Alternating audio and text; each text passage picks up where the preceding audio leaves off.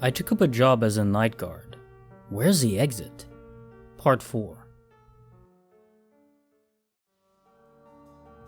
Welcome, new recruits.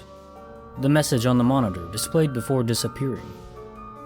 A new message replaced it, and the guard and I had to get closer to read what the wall of text said. You've done well so far. You're not far from reaching your goal, but know that your tasks will get harder from here on out, and you have to work as a team to survive. The door will open in 1 minute. You'll see a guardhouse to your left. Enter it and read the note. As soon as we've done reading, the monitor turned off and the electronic door opened with a loud hum. A cold gust of air hit me in the face instantly, and as we stepped through the door, I realized we were outside in some sort of park. What the fuck? The other guard said. Hey, maybe we can just run for it. I mean, fuck the rules, right? I shook my head. Gotta be a catch. They wouldn't just let us leave. This probably isn't even real. Let's check the guardhouse first. We went inside the guardhouse, which had a desk and a chair inside. The note was on top of a desk next to a clock which read 5 minutes past midnight. The note said, out of all the rules, there are 3 main rules you will need to strictly follow at all times. The first rule is, never ever go off trail. If you do, getting lost will be the least of your troubles. Never stay together for too long, because it attracts them more easily to you. That is the second rule. Ending the first 2 rules, the third rule is, whenever the guards reunite, they should use code phrases. Example, Guard 1 asks, where does a cat go? And Guard 2 answers, to the alley. Note that the code must be recited exactly how the code is agreed upon, word by word.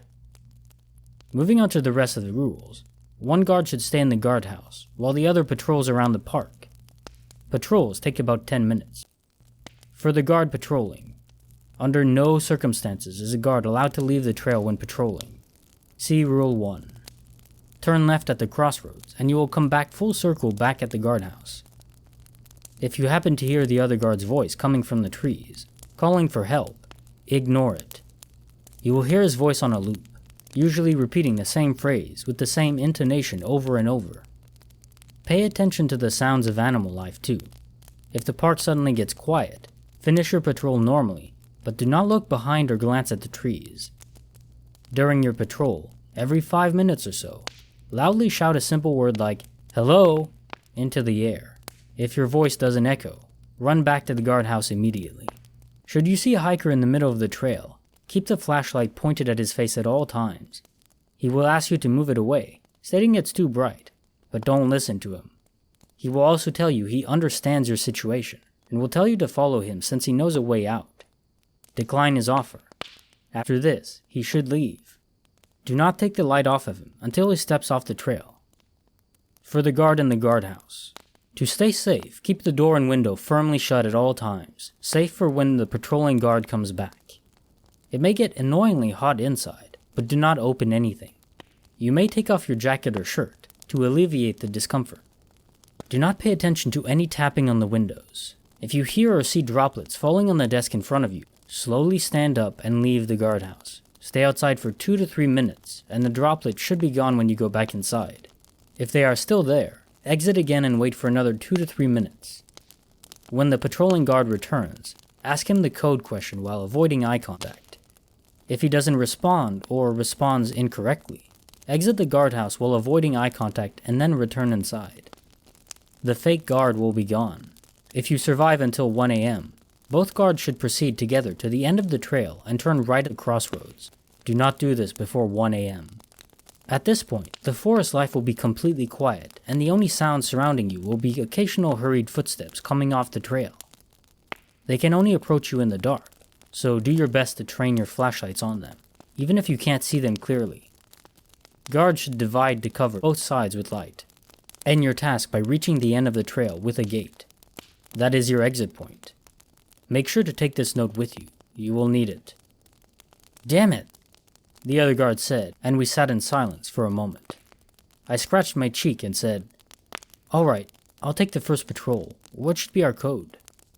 He thought for a moment and then said, Shit man, I don't know. How about this? I'll ask, what should these fuckers do? And you can say, let us go. You got it. What's your name, by the way? The guard said his name was Sam, and I introduced myself as well.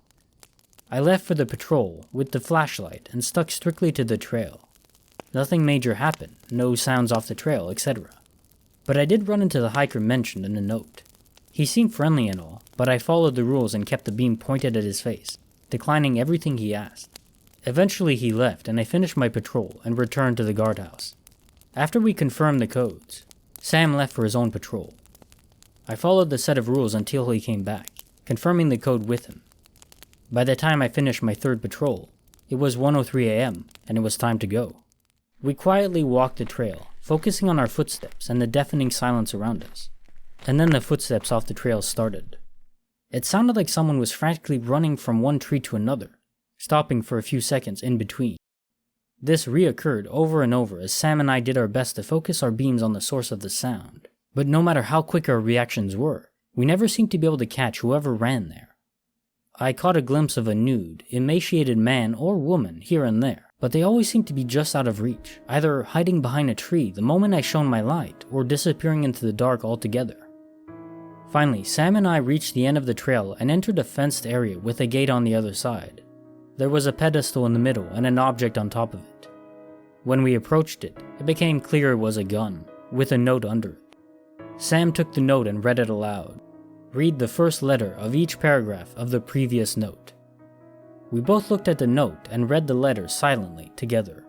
And then as realization hit us, we scrambled for the gun.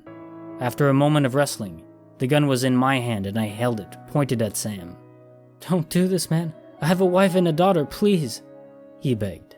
I held my finger on the trigger, intermittently looking at him and the gate. I had to get out of here. I've had enough of this bullshit. I looked at Sam's pleading face one more time. A moment later, I lowered and then dropped the gun on the ground and said, "I'm not gonna play their game. I won't become a killer for their entertainment. We can find a different way out, I'm sure." I went towards the gate to inspect it and then heard Sam's voice behind me. "I'm sorry, man." I turned around and saw him pointing the gun at me. "What are you doing, Sam?" "You read the note, man. One must die. There's no other way." "Put the gun down, damn it. We can both make it out of here alive. We just gotta work together." I didn't believe my own words, but I'd be damned if I'd murder another human being for these sick bastards' entertainment. "I'm sorry. I have to get back to my family." "Sam, no!" He pulled the trigger, but the bang never came. Instead, there was a click, and Sam dropped the gun, holding his hand in pain. "What the fuck? Something just pricked me!" Sam shouted. He and I stared at each other, and then all of a sudden, Sam's eyes rolled behind his eyelids, and he fell to the ground, convulsing and frothing at the mouth. I ran over to help him, but I didn't know what to do. He stopped moving completely a moment later, and his eyes closed, as his breathing stopped along with the movement. I shook him and called his name, but it was too late. He was already dead. Just then, the gate started to open.